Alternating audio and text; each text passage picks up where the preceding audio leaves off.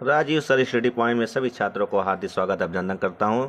आज हम UP board के समाज विज्ञान बहुविकल्पी प्रश्न लेके आए हैं। जो 20 क्वेश्चन लेके आए हैं वो 20 क्वेश्चन इस समझ लीजिएगा कि मैंने पेपर बोर्ड परीक्षा से पेपर चुरा लिया हूं। वही है 20 आपको नंबर 101% मिलेगा, नहीं मिलेगा तो आग लगा दूंगा। आइए हम देखते हैं। सबसे पहला क्वेश्चन हम देखते हैं, सबसे बड़ा देखिए, ये आपका राष्ट्रवाद का आरंभ किस देश से हुआ है। आइए मेरे बच्चों देखिए, राष्ट्रवाद, राष्ट्र मतलब होता है अपने देश से जो प्रेम करता है उसे हम राष्ट्रवाद कहते हैं। तो राष्ट्रवाद का आरंभ किस देश से हुआ है तो बताइए बच्चों। सबसे पहला है जर्मनी से, दूसरा है इटली से, और तीसरा है आपका ग वाला है फ्रांस से, और घ वाला इंग्लैंड से। बताइए प्यारे बच्चों। तो राष्ट्रवाद का आरंभ जो जिस देश से हुआ है वह है फ्रांस से। कहाँ से बच्चा? फ्रांस से है, फ्रांस से। और दूसरा क्वेश्चन हम लेके आए हैं, आइए देखते हैं। दूसरा क्वेश्चन आपका है मेरे प्यारे बच्चों, आप पढ़ दीजिए, देखिए। महात्मा गांधी दक्षिण अफ्रीका से भारत कब वापस हुए? दक्षिण अफ्रीका से वापस कब लौटे? तो आइए देखते हैं भैया, भारत कब आए दक्षिण अफ्रीका में, क्योंकि दक्षिण अफ्रीका में इन्होंने कब गए थे बच्चा? इन्होंने जब गए थे दक्षिण अफ्रीका में तो आपको बता दूं 1893 ईस्वी में गए थे। उसके बाद क्या हुआ कि वहाँ पर इन्होंने नटाल बंदरगाह पर अपना रजिस्ट्रेशन करवा लिया दक्षिण अफ्रीका में। और ये वापस कब लौटे? तो कब वाला है 1914 में, 1915 ईस्वी में, 1918 ईस्वी में, 1919 ईस्वी में। तो आइए हम बात करते हैं। तो प्यारे बच्चों देखिए, 1914 की हम बात बता दूं आपको। 1914 में क्या हुआ? प्रथम विश्व युद्ध शुरू हुआ था। अब जरा ध्यान दीजिए, मैं आज सबको बताता चलूँगा क्या क्या हुआ है। तो देखिए, मैंने इसके पहले बताया था जर्मनी का एकीकरण। भाई देखिए, जर्मनी में एकीकरण हुआ था, आप समझ सकते हैं। फ्रांस में देखा जाए राष्ट्रवाद का आरंभ हुआ, ये फ्रांस में राष्ट्रवाद का सबसे पहले यही आरंभ हुआ था।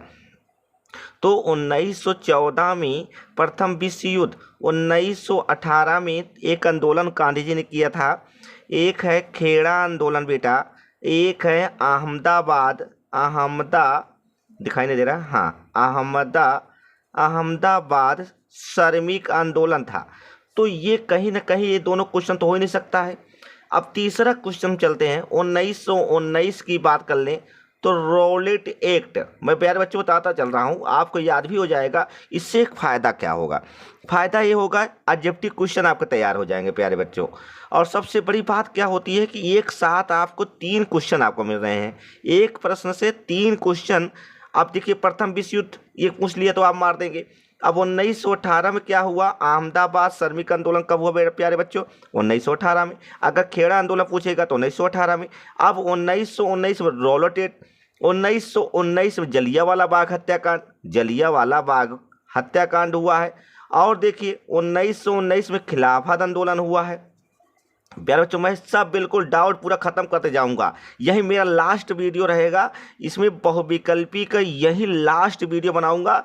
और इससे ज़्यादा कुछ नहीं आएगा। अगर आ जाएगा तो मैं पूरे स्टेट पे आग लगा दूंगा। आइए देखते हैं, सबसे बड़ी बात क्या होती है बेटा।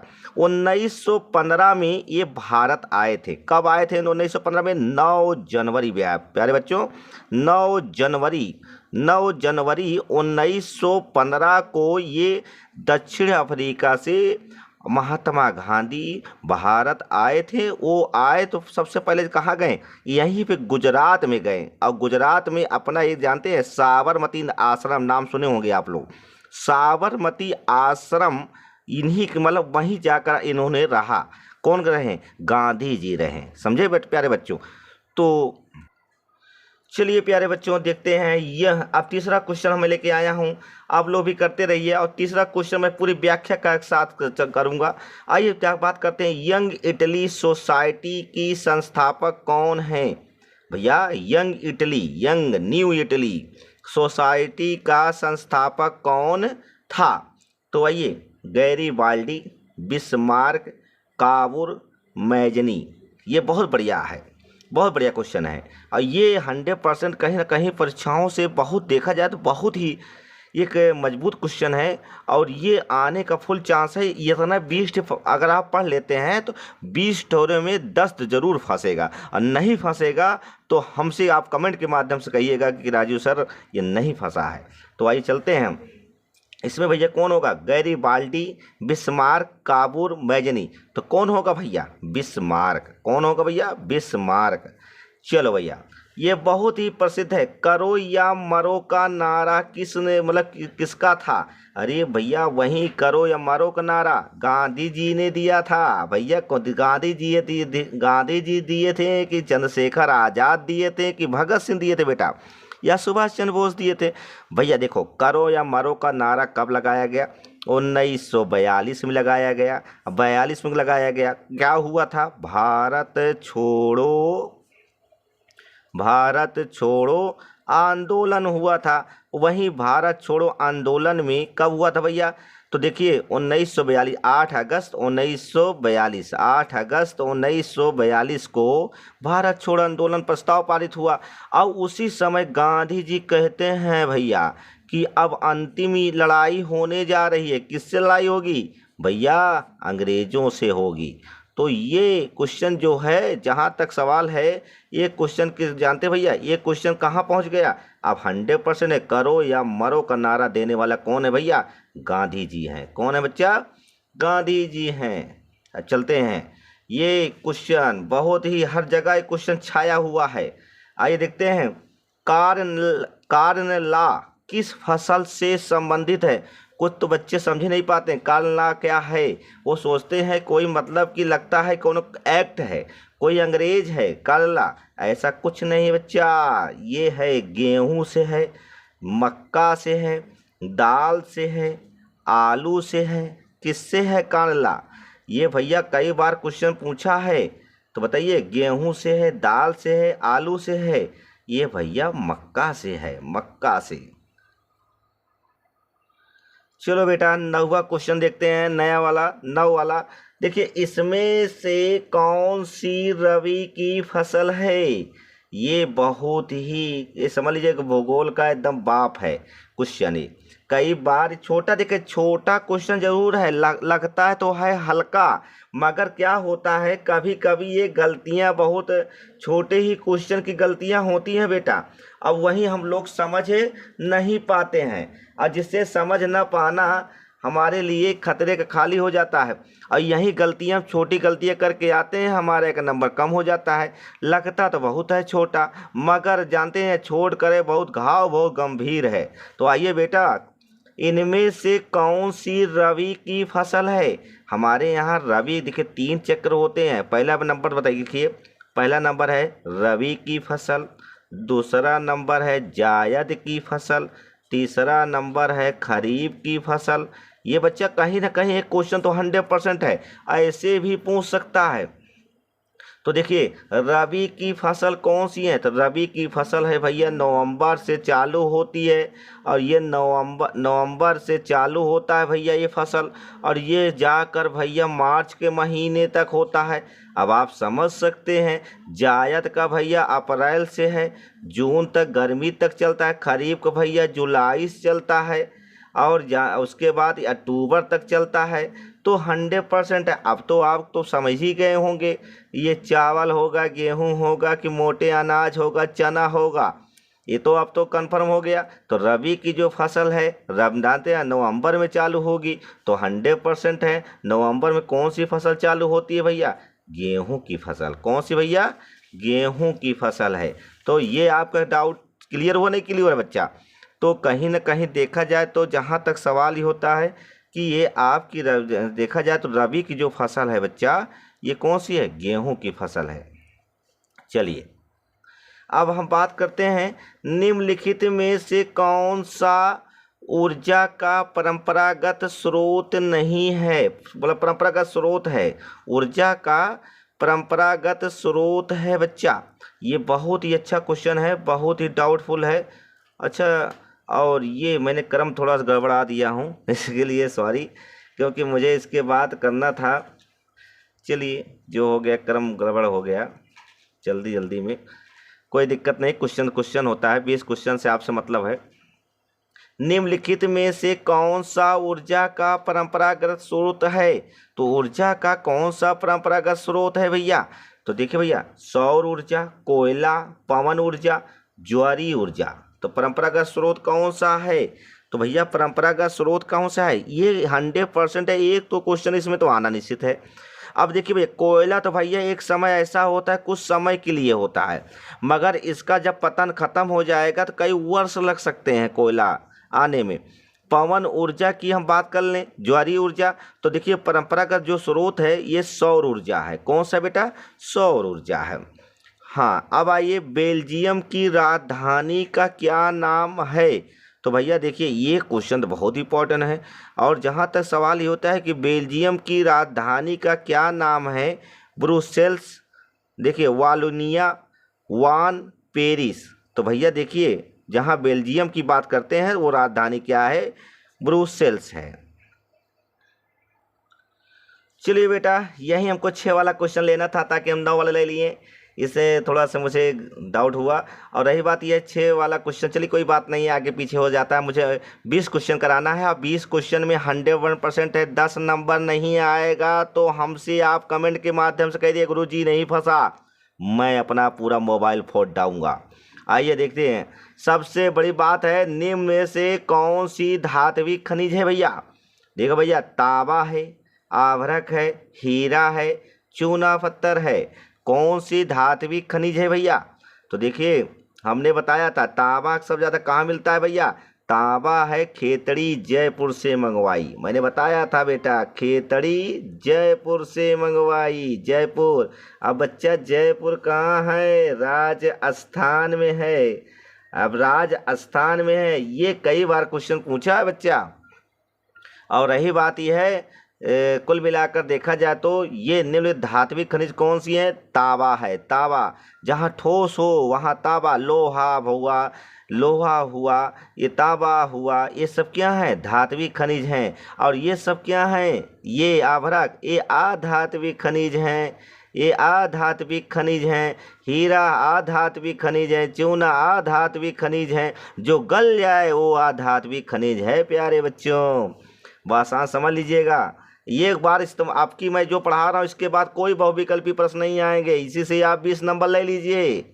आइए देखते हैं, पंजाब में भूमि निम्नीकरण का मुख्य कारण क्या है?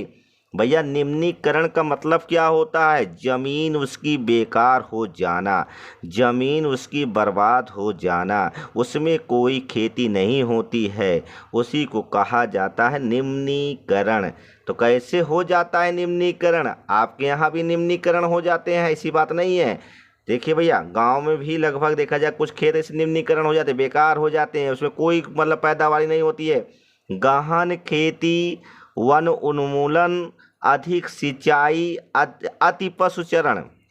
देखो भैया, अति पशुचरण क्या होता है? जो भी खेत हो, अगर वहाँ खेत में अगर पशु ढील दिए तो जानते हो खेत खत्म, वहाँ पर को मतलब खेत मतलब ऊसर हो जाएगा, क्योंकि पशु ज़्यादा चरा देंगे। तो मैं पढ़ाया भी हूँ इस चीज़ का। तो यहाँ पर देखिए, निम्नीकरण में सबसे बड़ी बात क्या होती है? अधिक सिंचाई। अगर ज़्यादा सिंचाई कर दोगे तो क्या खेत क्या हो जाती है? बर्बाद हो जाता है। ये पंजाब में बहुत ज़्यादा होता है, क्योंकि पंजाब में ट्यूबवेल बहुत ज़्यादा लगा देते हैं, पानी पूरा भर जाता है, जिससे कारण से खेतों में क्या आ जाती है? निम्नीकरण आ जाती है, खेती में पैदावारी खत्म हो जाती है। आइए बेटा, सबसे इम्पोर्टेंट क्वेश्चन का बाप है, कपास की खेती के लिए कौन सी मिट्टी उपयुक्त है बच्चा?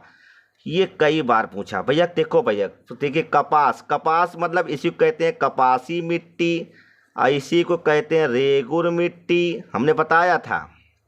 तो काली मृदा होगी, लाल मृदा होगी, लेटराइट मृदा होगी, जलोढ़ मृदा होगी। तो देखिए, लाल मिट्टी को तो भैया लौह पाया जाता है, आप समझिए।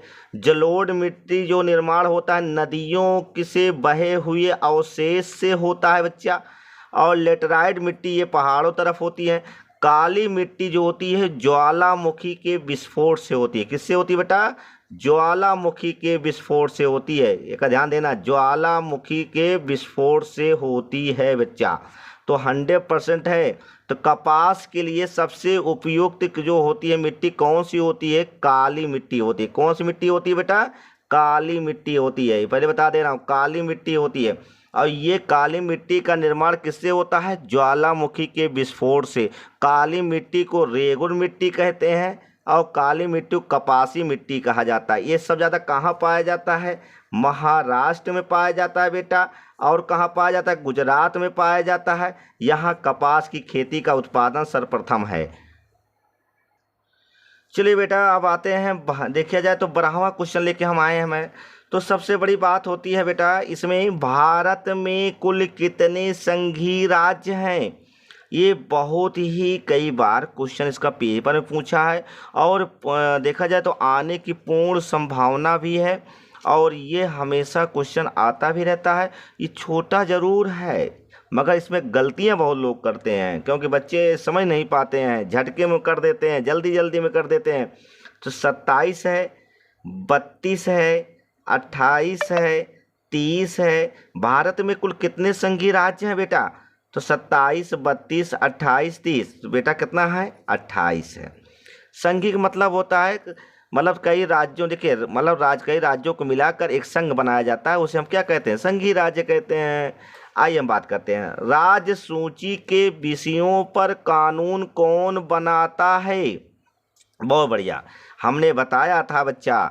देखिए सबसे बड़ी बात होती है भारत में कितनी सूची हैं। तो भैया भारत में जो सूची की बात कर लें तो भारत में सूची कितने हैं? तो ज़रा ध्यान दीजिएगा, भारत में 3 सूचियां हैं। एक होती है संघ सूची, जो बच्चा ना जानता हो सुन ले पहले, संघ सूची।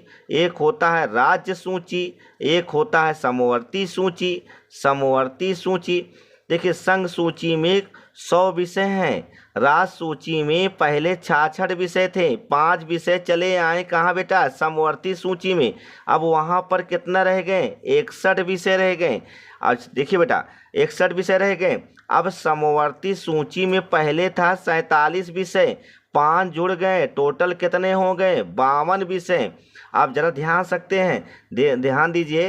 तो केंद्र सरकार पूछ रहा है राज्य सूची में कौन विषय में कौन कानून बनाता है भैया? तो राज्य सूची में आप समझ सकते हैं पूरा राज्य का पूरा कार्यभार कौन संभालता है? देखिए भैया राज्य यही है आपका क्वेश्चन सही। केंद्र सरकार नहीं ध्यान देगा, ग्रामीण नहीं सरकार, ग्राम पंचायत नहीं, केंद्र सरकार नहीं, ये संघ सूची संभालता है। क्या संभालता है बच्चा? संघ सूची। और राज्य सूची के अंतर्गत कौन आते हैं? ये सब आते हैं बच्चा, ग्रामीण सरकार, ग्राम पंचायत। आइए देखते हैं, सबसे बड़ी बात है 14वां क्वेश्चन देख लीजिएगा। ये कहीं ना कहीं क्योंकि वोट चुनाव होने वाला है, हो सकता है कि ऐसे क्वेश्चन पूछ ले बेटा। तो जरा ध्यान दीजिएगा, ऐसे क्वेश्चन पूछने की पूर्ण संभावना होती है। भारत में मताधिकार की आयु क्या होती है? मताधिकार का मतलब वोट डालने की क्या उम्र होती है? भैया देखिए वोट कौन डाल सकता है? मतलब चुनाव को में कौन, मतलब देखा जाए तो प्रत्याशी को दे सकता है।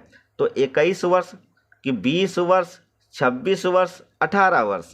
तो देखिए भैया 21 वर्ष की बात करते हैं तो 21 वर्ष के लिए क्या है? प्रधान का चुनाव, जो प्रधान बनता है उसके लिए 21 वर्ष चाहिए। 20 वर्ष तो नहीं है भैया, ये आपका 20 वर्ष तो नहीं है, ये आपका 26 वर्ष नहीं है, ये आपका माता देखिए मताधिकार का जो उम्र होती है वो क्या होती है? 18 वर्ष होती है। जिसकी 18 वर्ष उम्र हो जाती है उसको हम लोग कहते हैं क्या है? वयस्क मताधिकार। इसको कहते हैं वयस्क मताधिकार बच्चा। यह ध्यान दे, एक बार इसको बेटे ध्यान कर लोगे तो 100% है, 20 नंबर आप कहीं नहीं गया प्यारे बच्चों। आइए प्यारे बच्चों देखते हैं 15वां क्वेश्चन। देखिए 15 वाला देखिए, एक बार आप पढ़ लीजिए। इसमें दिया है काले दस्ताने बंधी मुट्ठियां किसका प्रतीक है भैया? तो जरा ध्यान दीजिए, काले दस्ताने, आप जरा ध्यान दीजिएगा, ये लड़ाइयाँ कहाँ लड़ी गई थी? तो इसमें क्रोध की है, शांति की है, अवश्वेत देखिए अश्वेत शक्ति की है, खुशी की है। अरे भैया उस समय ज़रा ध्यान दीजिएगा कि काले दस्ताने उस समय देखा जाए विरोध जताया जाता है, अवश्वेत मतलब देखा जाए अश्वेत जो होते हैं, अश्वेत जो होते हैं अश्वेत, ये खुशी तो नहीं हो सकती कभी भैया, शांति तो नहीं हो सकती, क्रोध तो नहीं हो सकता। इसमें आश्वेत है। आश्वेत की बात कर लें बेटा, ये कहाँ हुआ था? अमेरिका में हुआ था। अमेरिका में वहाँ पर क्या हुआ, काले और गोरे में फर्क, काले और गोरे में देखा जाए तो फर्क देखा जा रहा था। तो कहीं न कहीं देखा जाए बच्चा, तीनों ने उस समय मेडल, उसमें ओलंपिक खेल चल रहा था प्यारे बच्चों, तो उसी ओलंपिक खेल में दो व्यक्ति थे। अब उसको हम पढ़ाएंगे बढ़िया से, क्योंकि अब थोड़ा आपको बहुविकल्पी प्रश्न है बच्चा, और इससे कारण से ये दोनों ने काले और गोरे, मतलब जानते हैं काले और गोरे में फर्क था, इसीलिए वहाँ इन्होंने अपना विरोध जताने के लिए काले दस्ताने और बंधी मुट्ठियाँ गए थे वहाँ पर। तो कुल मिलाकर गए थे, तो इससे कारण क्या है, वहाँ पर जब जो राष्ट्रगान हो रहा था तो इन्होंने बंधी मुट्ठियाँ को किए थे, जिससे कारण अपना प्रतीक, मतलब कि देखा जाए तो इन्होंने प्रतीक किया था, जिससे कारण विरोध जताया था, और ये बहुत ही उस समय बहुत ही चर्चित था। चलिए हम बात करते हैं, निम्नलिखित में से कौन सा विकसित देश है। अब भैया विकसित समझ गए होंगे, विकसित मतलब वहाँ कोई चीज़ की कमी ना हो, समझे बेटा, वहाँ कोई चीज़ कमी ना हो और विकसित देश हो। ऐसा कौन सा देश है जहाँ पूरा पूर्ण रूप से विकसित देश हो, तो कौन सा विकसित देश है भैया। देखिए भैया, विकासशील होता है, एक विकसित देश होता है, तो कौन विकसित देश है भैया, ब्राज़ील है, बांग्लादेश है कि भारत है, बताइए बेटा कौन सा देश विकसित देश है भैया। तो देखिए भैया, ब्राज़ील नहीं है, भारत नहीं है, बांग्लादेश नहीं है, तो फ्रांस है बेटा। कौन सा बेटा, फ्रांस है। भारत में जीविका का मुख्य स्रोत क्या होता है बेटा, जीविका का मुख्य स्रोत क्या है, जीविका का मुख्य स्रोत क्या है बेटा। देखिए पहले, भारत में जीविका का मुख्य स्रोत क्या है, आप ज़रा ध्यान दीजिए। उद्योग है पहला, कृषि है, व्यवसाय है, इनमें से कोई नहीं है। ऐसा कौन सा है बच्चा, बताइए, जीविका का मुख्य स्रोत क्या है। तो ज़रा ध्यान दीजिएगा भैया, देखिए ये आपका कृषि है, कृषि मुख्य स्रोत है। भारत में आज भी 65% लोग खेती करते हैं। आज हमारे यहाँ जीडीपी कृषि पर निर्धारित करती है, जीडीपी सकल घरेलू उत्पाद। आज इस पे देखा जाए तो ये कहीं ना कहीं हमारे देश की सबसे महत्वपूर्ण काम करता है कृषि। भारत एक कृषि प्रधान देश है। चलिए बेटा, 18वां क्वेश्चन हम लेके आए हैं मैदान में। आइए, भारत में अधिक गतिविधियों में तृतीयक क्षेत्र में कौन शामिल हैं। भैया बहुत ही अच्छा क्वेश्चन है। तृतीयक तो देखिए, प्राथमिक क्षेत्र, द्वितीय क्षेत्र, तृतीयक क्षेत्र, हमने कई बार इसके विषय में बताया था। तृतीयक क्षेत्र किसे कहा जाता है भैया, तृतीयक क्षेत्र क्या है। चलिए बेटा बताइए कौन सा है, आप लोग देखें, बताइए क्वेश्चन। तो सबसे पहले बात देखिए, तृतीय ये तो भैया प्राथमिक क्षेत्र है, उद्योग नहीं हो सकता, कृषि नहीं हो सकता, सेवाएं हैं, सेवाएं।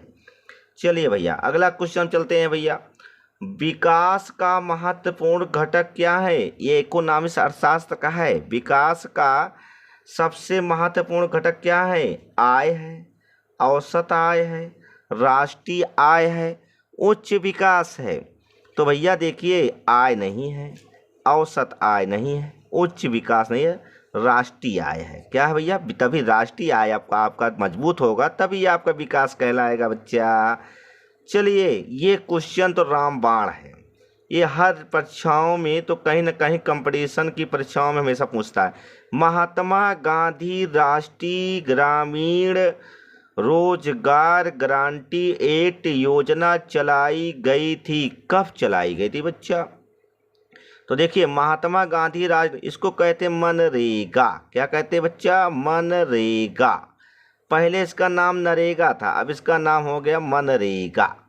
ये कब चलाई गई थी बच्चा, तो मनरेगा चलाने वाला इसमें यह है कि एक देखा जाए कहीं ना कहीं ग्रामीण के लिए रामबाण साबित हुआ है। इसको चलाने वाले देखा जाए सबसे बड़ी बात, एक देखिए 100 दिन काम मिलेगा, मतलब एक व्यक्ति को 100 दिन काम मिलेगा, लगभग 220 रुपये शायद इनकी मजदूरी मिलती है भैया। मजदूरी एक दिन की है मजदूरी, और 15 दिन के अंदर आपको काम मिलना निश्चित है। ये आपका है। तो कब है भैया? 2008 ईस्वी में, 2005 ईस्वी में, 2010 ईस्वी में, 2000 ईस्वी में। ये क्वेश्चन बहुत इंपॉर्टेंट भैया। तो महात्मा गांधी मनरेगा कब चलाया गया था? 2008 नहीं, 2010 में नहीं, और 2000 नहीं, 2005 में चलाया गया था मनरेगा भैया।